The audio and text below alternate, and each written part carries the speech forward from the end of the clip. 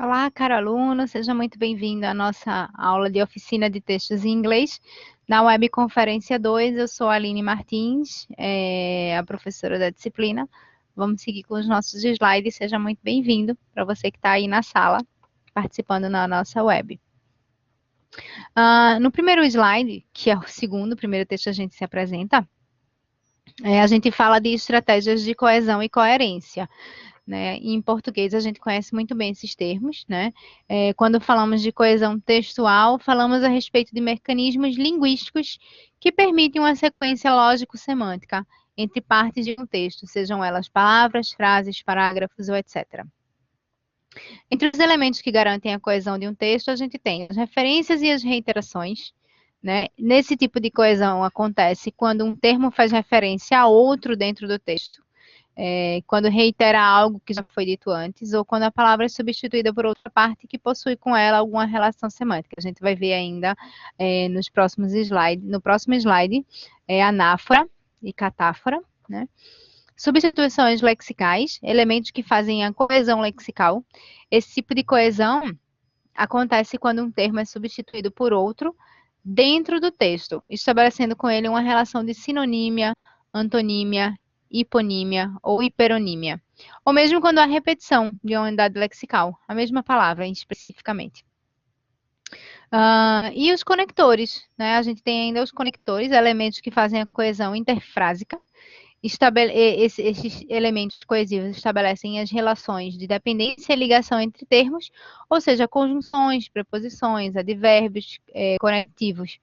E a D é a correção dos verbos, correlação dos verbos, coesão temporal e aspectual. Consiste na correta utilização de tempos verbais, ordenando os acontecimentos de uma forma lógica e linear, que irá permitir a compreensão da sequência dos mesmos. No slide 3, a gente fala especificamente sobre coesão. A gente tem um exemplo. Quando os elementos estão logicamente organizados, concatenados. Por exemplo, ele estava prestes a desistir, onde percebeu a notícia de uma promoção. Como assim, onde percebeu? Ele estava prestes a desistir quando recebeu a notícia de uma promoção. Então, os elementos estão logicamente organizados. Essa semana eu vi uma pessoa que dizia assim: será se? Não, será que? Se, né? Porque aí vem, a gente precisa do complemento do que? Será se você vai? Então, a gente não entende. Será que você vai fazer qualquer outra coisa? Precisa ter uma organização lexical e as palavras completas para que faça sentido. E aí a gente entra coerência, por exemplo. A coerência, quando a gente fala de coerência, a gente fala a respeito do significado do texto, a significação, e não mais dos elementos estruturais que o compõem. A coesão é a formação, a coerência é o sentido.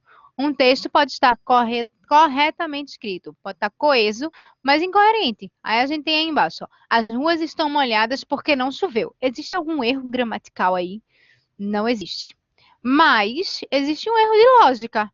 As ruas estão molhadas porque não choveu. Aí eu coloquei uma imagem para você pensar, ora, pode ter vários motivos. O caminhão derramou água, o rio transbordou por qualquer outro motivo, mas no sentido de que foi a chuva que molhou, as ruas estão molhadas porque choveu. Esse porquê diz exatamente qual foi o motivo da chuva. Né? Em inglês, a gente também vai dizer especificamente a mesma coisa. A gente não pode ter um texto coeso, mas sem coerência, né? Então, as ruas estão molhadas porque não choveu. O porquê, que dá o motivo, não faz o menor sentido aí. As ruas estão molhadas porque o caminhão derramou água. É como se eu dissesse em inglês, I love my mother because I love green. Eu amo color green. Eu amo a minha mãe porque eu amo a cor verde. Não tem erro nenhum gramaticalmente falando, coesão perfeita, porém não faz o menor sentido, né? Não tem o menor. Você ama sua mãe porque você gosta de verde. Qual é a diferença? No próximo texto, a gente tem alguns pontos que falam sobre a coesão. Princípio da não contradição, né? Um texto não pode ter situações ou ideias que se contradizem entre si, da coerência ainda, a gente está falando, desculpa. Um texto não pode ter situações ou ideias que se contradizem entre si, ou seja, que quebrem a lógica. a princípio da não tautologia, que tautologia é um vício de linguagem que consiste na repetição de alguma ideia, utilizando palavras diferentes. Um texto coerente precisa transmitir uma informação, mas quando há repetição excessiva de palavras ou termos, o texto corre o risco de não conseguir transmitir a informação completa. Caso ele não construa a informação ou mensagem completa, ele vai ser incoerente. Princípio de relevância. Fragmentos de textos que falam de assuntos diferentes e que não se relacionam entre si, acabam tornando o texto também incoerente. Mesmo que suas partes contenham certa coerência individual, sendo a apresentação, é como eu falei da história da mãe lá atrás, sendo assim a representação de ideias ou fatos relacionados entre si, fere o princípio da relevância e trazem total incoerência ao texto. Aí a gente entra sobre coesão ainda, falar sobre a anáfora e sobre a catáfora, que eu falei para vocês no comecinho dos slides, quando se refere a algo já citado no texto. O João está doente. Viu na semana passada. Então, a anáfora se refere a alguma coisa que já foi citada. Comprei uma casa ao sul do país e fui morar nela há 2 meses. Nela quem? A casa. Nesse caso, viu na semana passada. Viu quem? O João, porque eu estava falando que o João estava doente. E a catáfora, quando se refere a algo que está dito no texto. A irmã olhou e disse: João, estás com um ar cansado. Ou seja, se refere a alguma coisa que vai ser dito no texto ainda. A minha mãe disse para mim: filha, estuda. Então, eu estou me referindo, antes de dizer exatamente o complemento, eu estou dizendo primeiro ao que eu estou me referindo. Então, a gente entra nas referências e nas reiterações. Substituições lexicais, né? A sinonímia e a antonímia, por exemplo, semântica, relação de significado entre palavras. Na sinonímia, palavras de som e grafias diferentes, mas com significados semelhantes. Os insetos invadiram a plantação de arroz. Os insetos alastraram-se pela plantação de arroz. O som é completamente diferente, a grafia é completamente diferente, mas os significados são semelhantes, o contexto é o mesmo. E na antonímia, as palavras têm significados especificamente opostos. O candidato foi bem na prova, o candidato foi mal na prova. Né? Se eu dissesse que o candidato foi excepcional na prova, eu teria uma sinonímia. Se eu dissesse o candidato, comparando com o bem, né? O candidato foi bem na prova, o candidato foi ótimo na prova, eu teria sinonímia. Mas como eu coloco mal, eu tenho a antonímia que vem de antônimo. No texto, no slide seguinte, a gente tem os conectores. Deixa eu ver aqui, eu anotei para vocês para falar sobre conectores. Deixa eu só achar aqui, 1 minuto. Eu anotei. E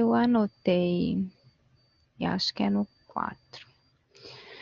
Eu quero falar com vocês sobre conectores especificamente.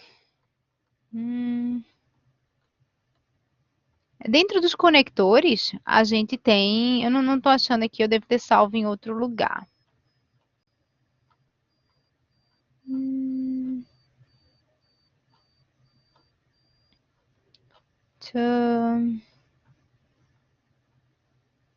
Não. Eu parei. Os conectores, eles são especificamente, eles tratam especificamente de fazer ligações, né, entre a ideia das palavras, né? Os conectores, eles tratam especificamente de ligar uma palavra à outra. Então, a gente vê aí de adição, conectores de adição, addicting, adding, and, also, as, well as, moreover, to, additionality, né? Sequenciais, que dizem referente à ordem, first, second, third, finally, next, after, then, né? A de ilustração, para dar um exemplo a uma instância, for example, such as, for instance, by, a causa e efeito, motivo, because, so, does, hence, comparação, similarly, as with, like, equally, way, qualificação, né? A gente vai fazer um questionamento, but, whoever, although, unless, except, it, contrasting, instead of, alternatively, unlike, hand, conversely, e de emphasize, above all,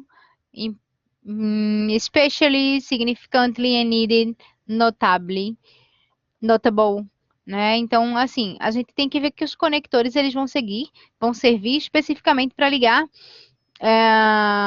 elementos textuais responsáveis, eles são elementos textuais responsáveis pela sequência do texto, né? Através deles a gente vai ter uma identidade global do que a gente quer dizer, né? Deixa eu voltar um pouquinho aqui ainda, falando ainda de conectores. Todo termo que serve para unir as ideias, especificamente, ok? Então, a gente tem vários tipos de conectores. Nos gêneros textuais, que é o próximo slide, a gente tem cartão postal, telegrama. Os gêneros textuais, eles nada mais são do que formas específicas de distinguir um texto do outro, né? Pelo seu conteúdo, pelo seu estilo, e significa que todos os indivíduos, devido à convivência no determinado grupo, desenvolvem a competência de compreender os textos, os gêneros textuais. Aí a gente tem vários exemplos aí, por exemplo, cartão postal, telegrama, artigo científico, piada, conto, poema, cartaz, e-mail, receita, seja receita médica ou receita de culinária, ofício, charge, histórias em quadrinho, bula de remédio, notícia jornalística escrita ou falada, atas, listas telefônicas. Será que ainda existe lista telefônica especificamente, aquela que entrega na nossa porta?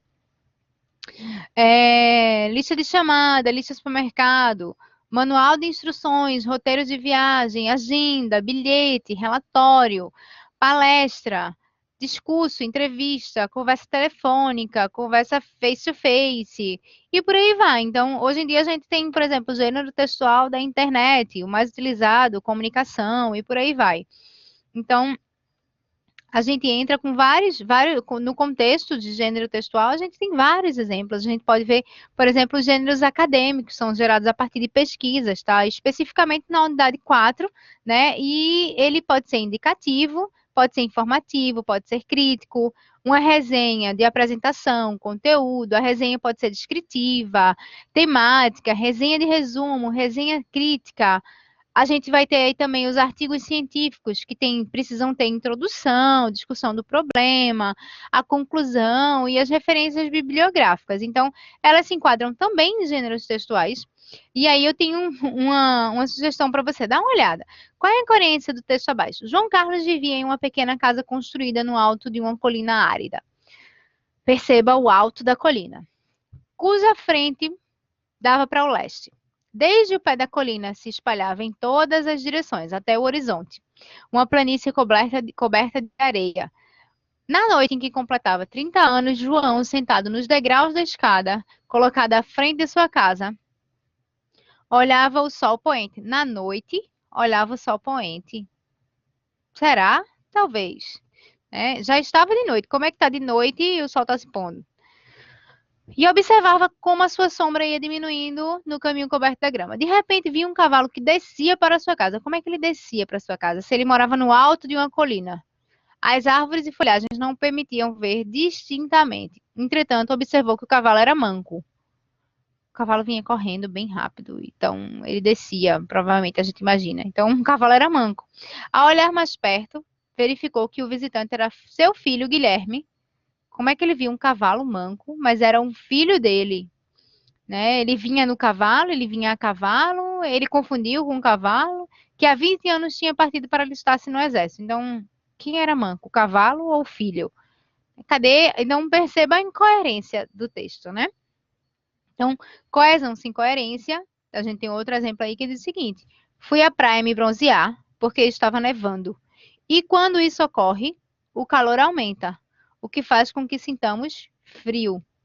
Como é que o calor aumenta e a gente sente frio? E eu fui à praia para me bronzear, mas porque estava nevando, tá totalmente incoerente, né? Então a gente precisa ler tudo que a gente escreve. E no último slide a gente fala especificamente do que a gente já estava tratando, artigos científicos, né, que podem ser constituídos por gêneros acadêmicos mais complexos, né? O título, o resumo, a introdução, a discussão do problema que impulsiona a pesquisa, a conclusão, referências bibliográficas. Todas as fontes devem ser mencionadas, né? Na referência bibliográfica, por exemplo. Na conclusão, a gente finaliza o artigo, sinalizando antes e depois da pesquisa. Na discussão do problema que impulsionou no desenvolvimento do artigo, o autor faz uma discussão usando o problema, problematizando a situação. E a introdução tem que fazer explicação. Então, basicamente, a gente precisa ver o que o texto quer passar para a gente, né? Por exemplo, há anúncios direcionados a pessoas comuns, constituem a maioria da população, e apresentam uma frase que, às vezes, é de bastante efeito, né? Se você quer fazer com que a pessoa compre, se você quer fazer com que a pessoa durma melhor, você quer vender um colchão, você quer vender um carro, então, existem as linguagens específicas, né? E aí a gente tem, por exemplo, mensagens. No mundo das mensagens, hoje em dia, quando a gente fala de mensagem, a gente não pensa mais em SMS, a gente pensa em WhatsApp, né? É bem simples, é inegável, né? Então, a gente tem, pela facilidade, pela rapidez, o custo é muito baixo, a gente tem a comunicação mundial voltada para o WhatsApp, independente de classe social, idade, ou seja lá, a cultura em que ela está inserida. Então, a gente precisa ver quais são os gêneros textuais, quais são as características específicas dos gêneros textuais e como a gente vai fazer para escrever bons textos em inglês, né? Fazendo com que fique claro, com que fique preciso, com que a informação seja passada de maneira coerente e coesa. Assim como no português, no inglês também é assim, né? Então, assim, o último slide da gente fala especificamente de introdução, desenvolvimento e conclusão. Para você criar um bom texto, seja em português, seja em inglês, seja em aramaico, você precisa fazer com que o seu texto seja preciso, conciso, organizado do começo ao fim. Senão você não vai conseguir passar a informação que você quer. O seu texto vai estar sempre incompleto. Deixa eu ver aqui. Pronto, é isso. Né? O último slide da gente é só um agradecimento do grupo na sala. A aula da gente fica por aqui. Alguém que está na sala tem alguma dúvida, quer me fazer alguma pergunta especificamente? Não? Então, assim, eu espero que vocês estudem, vejam o conteúdo. A primeira aula da gente foi bem participativa, né? Tinha gente na sala, mais do que o que tem, e a gente conseguiu. Acho que era a Julie que estava na sala. Se você vir o vídeo, Julie,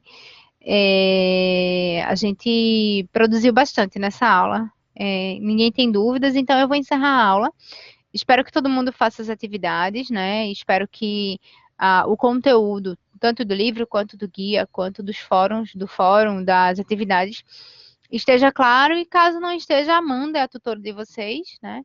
E aí a gente vai ficando por aqui, eu vou ficando por aqui. Agradeço a participação, agradeço a presença de vocês e desejo bons estudos. Aproveitem que a disciplina é bastante interessante e no mundo atual a gente precisa muito saber ler, escrever e falar inglês, e aí vocês têm uma grande oportunidade de ter um bom material, um bom conteúdo. Agradeço a participação e até a próxima aula.